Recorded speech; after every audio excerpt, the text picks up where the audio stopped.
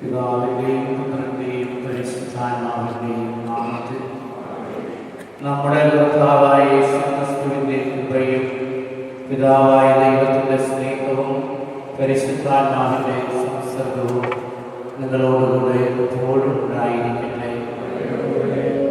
മിശിഹായിൽ പ്രിയപ്പെട്ട സഹോദരങ്ങളെ, വിശുദ്ധ പൗലോസ്ലീഹായുടെ വാക്കുകൾ നമുക്ക് ഓർക്കാം.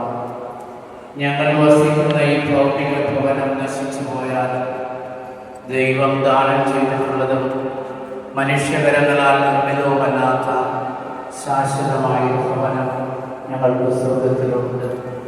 അതിനാൽ മരണവാസിയായി ശരീരം വിട്ട് നമ്മുടെ കർത്താവിന്റെ അടുക്കൽ എത്തിച്ചേരാൻ ഞങ്ങൾ നിർബൽ കൊള്ളുന്നു.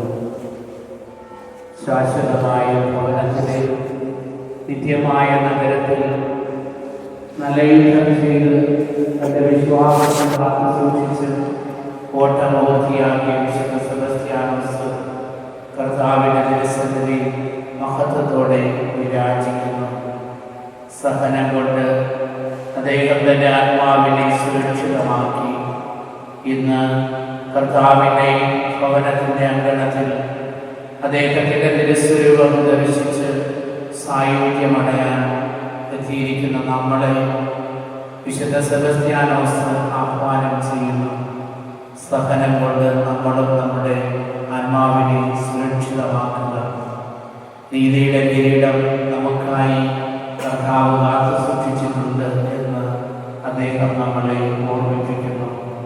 ആദരവോടെ ഭക്തിയോടെ നമ്മുടെ വണക്കവും ആദരവും അദ്ദേഹത്തിൻ്റെ പാദാന്ത്യത്തിൽ കാഴ്ചവെക്കാം.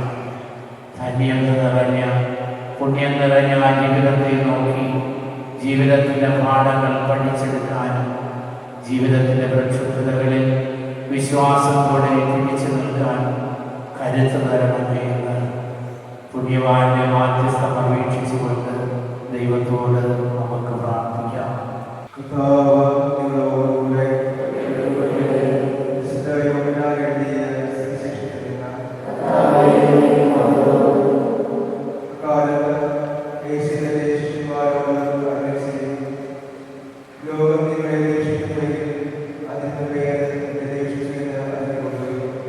വിശുദ്ധ സെബസ്ത്യാനോസിനെ ശക്തനാക്കിയ ദൈവിക ചൈതന്യത്തെ വിളിച്ച് ഭക്തിപരസ്പരം നമുക്കിപ്പോൾ ആരാധിക്കാം.